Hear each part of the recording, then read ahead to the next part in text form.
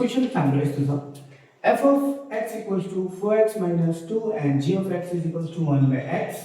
Find f inverse 6 and g inverse of f inverse 6 and g o f of 2. Okay.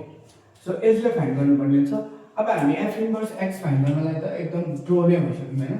So here लेख्दिने f of x is equals to 4x minus 2 or f of x भनेको y is equals to 4x minus 2 or interchanging the role of x and y भनिदिने। So जहाँ x छ त्यहाँ y लेख्दिने है, जहाँ उल्टो जहाँ y छ त्यहाँ x, जहाँ x छ त्यहाँ y। I don't have to say it again and again हैन। सो अब यसलाई हामीले x plus 2 is equals to 4y or x plus 2 divided by 4 is equals to y. Therefore, y लाई मैले कति लेख्न सक्छु भने f inverse of x is equals to x plus 2 by 4. ल यसलाई त यसलाई मात्र लेखेको, does not matter. So अब म त्यतिकैमा f inverse of 6 क्याल्कुलेट गरिदिहालौँ। f inverse of 6 is equal to 6 plus 2 divided by 4. So 6 plus 2 is 8, 8 divided by 4 is 2. Okay. So next is let's try to find g o f of 2. So g भन्ने फंक्सनमा लगेर के हाल्दिनु भने f भन्ने फंक्सनमा लगेर 2 हाल्दिनु भने so 4 into 2 minus 2 g of 4 to the 8 minus 2 6.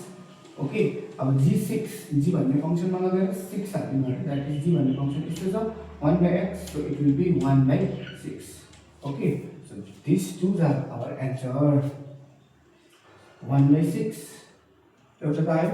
अब हाम्रो f inverse of 6 को भ्यालु कति आयो 2 आयो। Okay, so this 2 is our answer. Okay, pretty simple question. Next question हेरौँ अलिकति। अब हामी ओके नम्बर चाहिँ मेरोमा यताउता छ, सो प्लिज तपाईहरुले आफै हेर्नु होला। अब म नेक्स्ट क्वेशन्स गर्छु। ओके, सो नेक्स्ट क्वेश्चन किया जाए हैन। Okay, so is it running? Yeah okay, so next question कस्तो छ? f of 4x plus 5 equals to 12x plus 18. 12x plus 18. Okay, and find f inverse of x.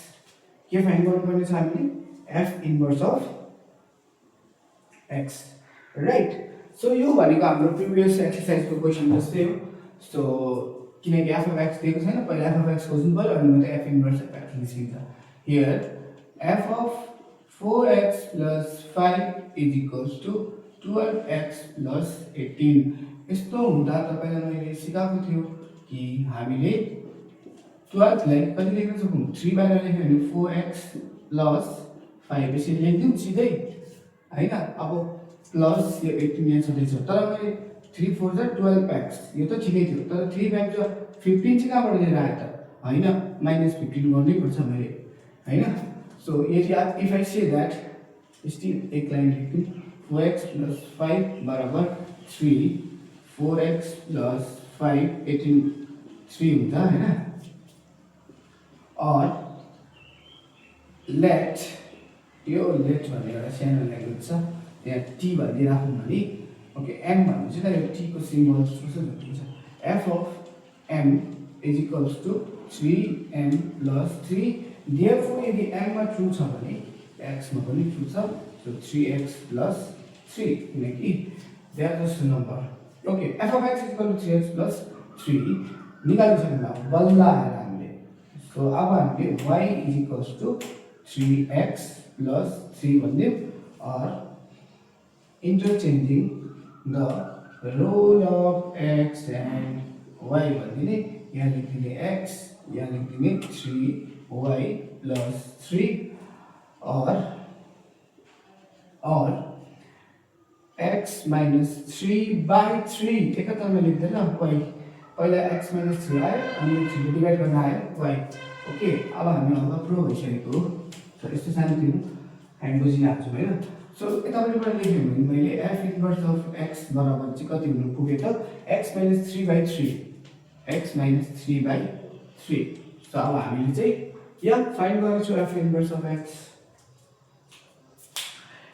Okay so next question पनि मैले गरिदिनु पर्छ कि हजुरहरूले try गर्ने हो सो सबै मैले गर्दै भने फेरि तपाईँहरूलाई क्वेसनै बच्दैन सो आई होप तपाईँहरूले यो क्वेसन चाहिँ नेक्स्ट क्वेसन चाहिँ गर्नुहुन्छ होला तपाईँहरूले कि गर्नुहुन्न ओके म गरिदिन्छु तर बिफोर मैले गर्नुभन्दा अगाडि पहिला तपाईँहरूले आफै गर्नु होला ओके अदरवाइज त्यो क्रिटिकल थिङ्क गर्ने एउटा जुन हुन्छ नि टेक्निक त्यो तपाईँ लर्न गर्नु पऱ्यो क्या सबै अब अलरेडी एन्सर छ भने त्यो चाहिँ लेयरमा कभर भएर जान्छ हेर्दाखेरि आएको जस्तो तर पछि दिमागमा आउँदैन okay I'm telling to you okay क्लासमा पढेको जस्तै फिल हुँदै होला I think okay so f of x is equals x plus 3 if दिएको रहेछ है इक्वल्स टु 3x प्लस